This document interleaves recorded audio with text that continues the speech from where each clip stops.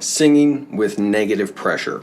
Okay, now we've established how to get that negative pressure going by breathing out all of your air, allowing your diaphragm to collapse. But that's not really practical to do in the course of singing, especially in a live situation. I use that technique in the studio sometimes. If I'm doing a really high part that I really need a lot of belting power for, I'll usually breathe out most of my air and use as much of that negative pressure as I can to allow me to sing, kind of hard and extremely without doing any damage to my voice. And I'm able to sustain those notes and really make those big, full sounds a lot more easily. But that's not practical for day-to-day use, really. So how are we going to do this? How are we going to develop negative pressure? We're going to use some of the exercises that we're going to do. The goo-goo exercise. Goo, goo, goo, goo, goo, goo, goo, goo, goo. Now, how is that negative pressure? Well, if you do the goo sound, the goo, goo, goo, and you add a little extra to it, okay? And this is going to sound silly, but it's a big deal. It really works well, all right? Now, what the heck is happening there? I'm creating a little bit of negative pressure as I make that sound is the sound of air pulling back over my vocal cords, all right? Now, by doing that,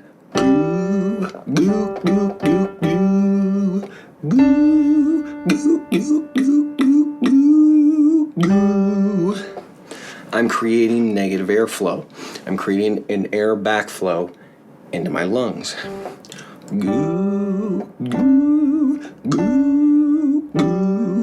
All of a sudden, those notes start really sliding back and forth pretty easy. That's our goal with singing, is developing some negative air pressure and not having to fight back the air all the time. So if you go, you can do that half volume.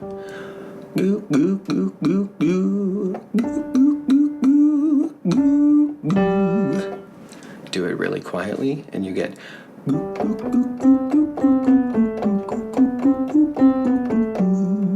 the goo-goo exercise.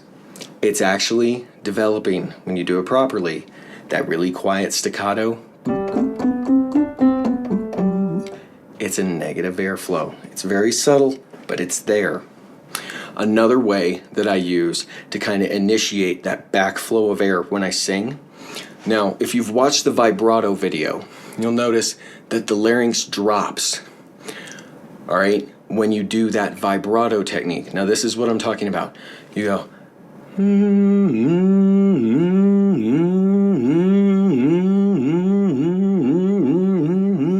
just right here, right around where your larynx sits. It's just going to be a little dip as those muscles give out.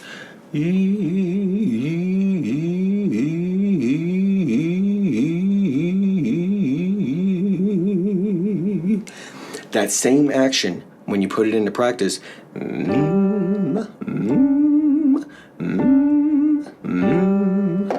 give that a little bit of a dip, that little slide. And vocal fry especially, when combined, those two, the vocal fry is a very relaxed vocal configuration. When you combine that little glottal dip, pulls the air backwards, and then slide up to your note. With that vocal fry into a clear note, you get this little massage while developing that negative air pressure. And it's just an awesome exercise.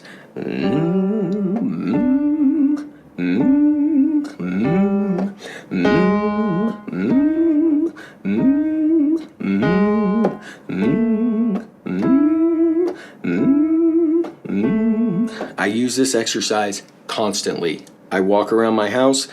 I talk to other people in song form. I know it's crazy. I know it's ridiculous. It gets on my daughter's nerves to no end. But using this technique all the time to loosen my vocal cord. It's a huge part of my singing practice. Just singing quietly, making sure I'm getting nice negative pressure.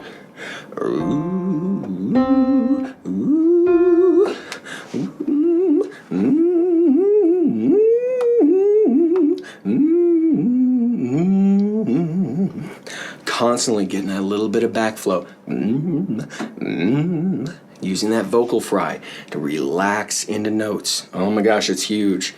It's probably done more for my singing than any other exercise by itself that I've ever done. And it's the kind of exercise you don't need to warm up for. You don't need any preparation. You can do it all day long, anytime you have a minute, or you can get away with that and no one's going to think you're completely crazy and you're not getting on anybody else's nerves too much. You can do this exercise.